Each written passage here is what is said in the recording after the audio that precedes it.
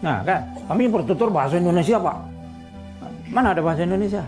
Masalah harga diri ya, bangsa Indonesia kok kenapa tiba-tiba gitu bisa unjuk diri gitu sebagai satu bahasa yang stabil begitu.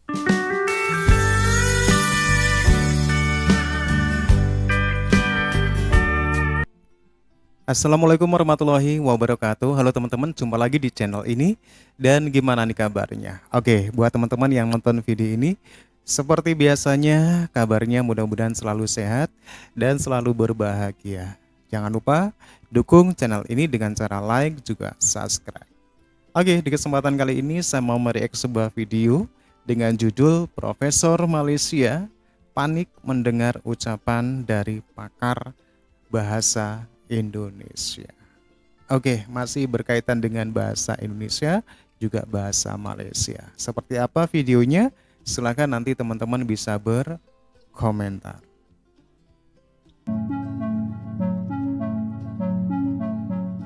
Sejak perubahan status bahasa Melayu menjadi bahasa Indonesia melalui Sumpah Pemuda, bangsa Indonesia menyatakan bahwa bahasa yang sebelumnya bercampur antar bahasa-bahasa menjadi bahasa Indonesia. Pemerintah menetapkan bahasa Indonesia sebagai bahasa resmi nasional untuk berpidato dan berkomunikasi antar sesama warga di Indonesia.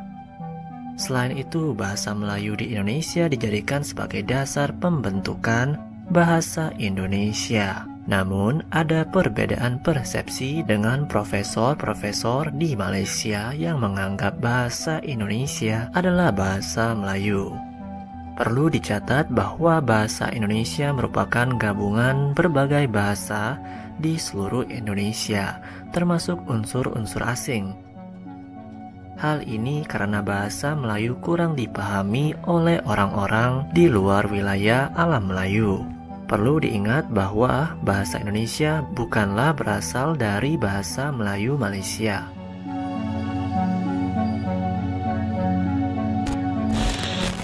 Kalau tak sebut betul-betul dari segi bahasa, nama bahasa kita itu adalah bahasa Melayu. Nah, orang Indonesia kata bahasa Indonesia. Nah kan, kami bertutur bahasa Indonesia Pak. Mana ada bahasa Indonesia? Bahasa Melayu yang disebut dia yang Menghidang banget ya. meliputi bahasa Melayu yang juga bahasa Indonesia. Kerana pada hakikatnya secara linguistik dan secara ilmiah bahawa bahasa Indonesia itu masih tetap bahagian berbahasa Melayu walaupun telah melalui sejarah perkembangan yang berlainan. Bayangkan pada saat dulu dideklarasi Sumpah Pemuda tahun 1928, kalau yang diangkat maka akan ada negara Jawa, negara Padang, negara Sulawesi, dan itulah cerdasnya pendiri Indonesia. Indonesia yang memang akarnya, salah satu akarnya adalah dari bahasa Melayu, dan tentu bahasa Indonesia berkembang pesat dan itu banyak bahasa-bahasa daerah yang diserap. Kemudian juga kita memiliki 718 bahasa lokal tadi itu sebagian diserap ke dalam bahasa Indonesia, dan juga bahasa antar bangsa yang masuk ke dalam bahasa Indonesia. Apakah mungkin dua bahasa ini diangkat dalam satu misi yang sama menjadi bahasa ASEAN atau bahasa internasional? Dan rasanya susah ya, karena selama ini seperti bahasa Arab, bahasa Inggris itu kan juga tidak menginduk kepada dua negara atau beberapa negara. Jelas bahasa Arab digunakan di wilayah Jazirah Arab. Permasalahannya kalau kita bahasa Melayu saja, ini juga kita hanya menggunakan sebagian kecil, saling klaim juga bahwa yang dibicarakan orang Indonesia bahasa Melayu. Tidak, agak berbeda sekali.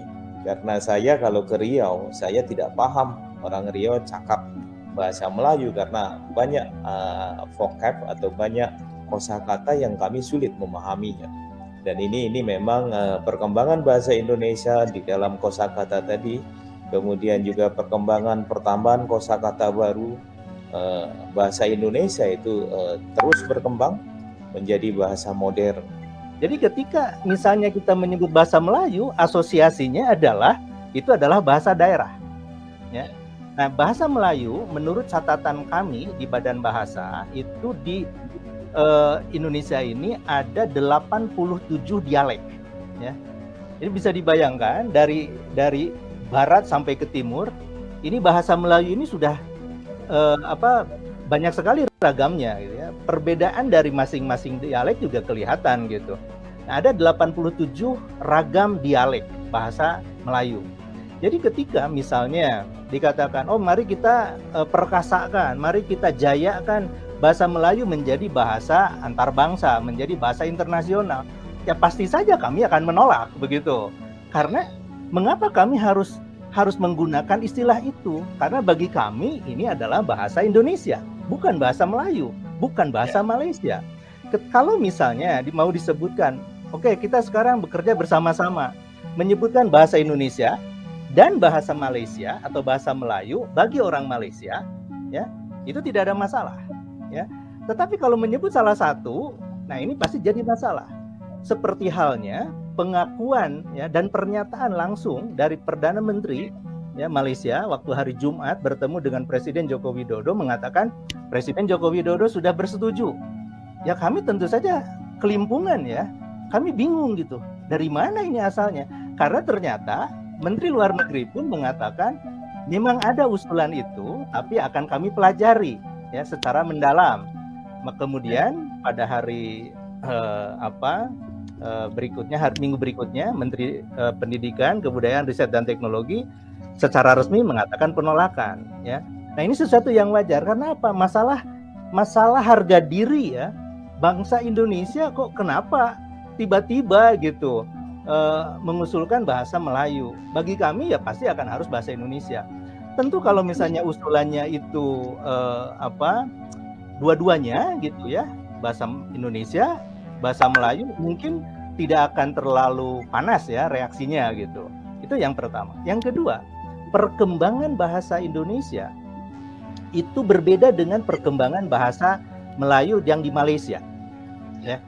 Bahasa Indonesia itu menyerap istilah untuk pengayaan kosakatanya, vocabulary-nya tadi, seperti Prof. Ari katakan, itu dari bahasa-bahasa asing, ya, apakah itu bahasa Inggris, bahasa Belanda, bahasa Portugis, bahasa Arab, bahasa Cina, bahasa Jepang, dari berbagai banyak bahasa. Nah, itu satu sisi. Di satu sisi lain, pengayaan kosakata ini terjadi dari ratusan bahasa, ya, mungkin belum semua, belum 718-nya gitu ya, dari ratusan bahasa yang ada di Indonesia, itu sebagai bahasa-bahasa daerah. Nah, yang terutama mempengaruhi itu adalah bahasa Jawa, misalnya, kemudian bahasa Sunda, ya, kemudian bahasa Madura, bahasa Banjar, ya, dan juga bahasa-bahasa yang lain, ya, yang ada di Indonesia. Bahkan mungkin bahasa-bahasa di Papua juga ikut berpengaruh ke dalam bahasa Indonesia. Ini situasi yang tidak dimiliki oleh Malaysia, ya, karena Malaysia kan kalau ditanya bahasa daerahnya mana gitu. Nah, pengayaannya kan tidak seperti itu.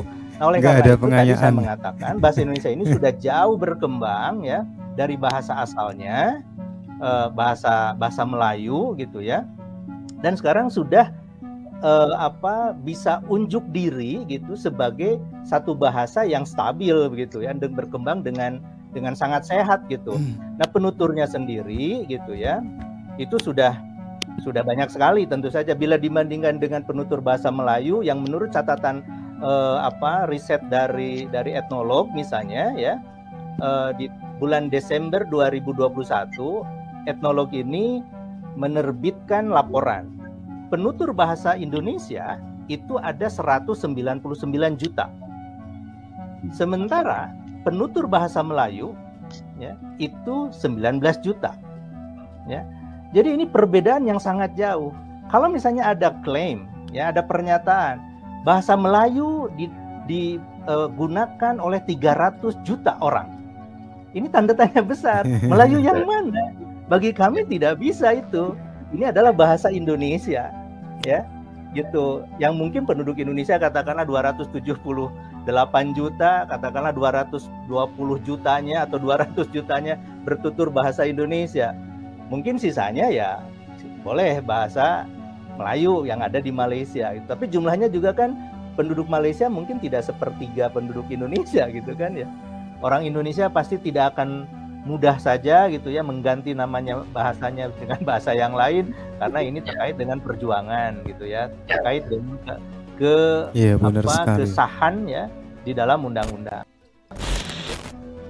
Bila kita bandingkan penutur bahasa Melayu dengan penutur bahasa Indonesia, perbandingannya sangat jelas. Meskipun kita satu bangsa serumpun, perbedaan tetap ada. Janganlah mengklaim adat dan tradisi sebagai milik bersama. Pejuang bahasa Indonesia telah berusaha keras mengembangkan bahasa ini di seluruh negeri dan dunia.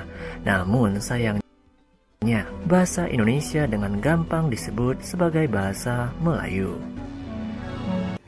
Oke teman-teman ya, dengan melihat video ini ada beberapa poin yang bisa kita ambil ya, dimana masih ada ataupun masih banyak ya para pemerhati bahasa di Malaysia, mungkin masyarakatnya juga menganggap bahwasanya bahasa Indonesia itu masih tetap sama seperti bahasa Melayu sebagai bahasa akar, ataupun mungkin bisa jadi dia masih menyamakan bahasa Melayu yang dipakai di Malaysia. Dan juga jelas hal ini ada pertentangan ataupun penolakan dari Indonesia. Indonesia tidak mau dilabeli bahasa Indonesia disebut masih sama seperti bahasa akarnya. Bahasa Indonesia sudah berdiri sendiri, sudah menjadi bahasa nasional bagi seluruh rakyat Indonesia, dan bahasa yang sekarang menjadi bahasa yang sangat stabil. Oke teman-teman ya, demikian satu buah video. Dan menurut teman-teman gimana? Silakan teman-teman bisa berkomentar. Dan terima kasih, sampai jumpa lagi di video berikutnya. Assalamualaikum warahmatullahi wabarakatuh.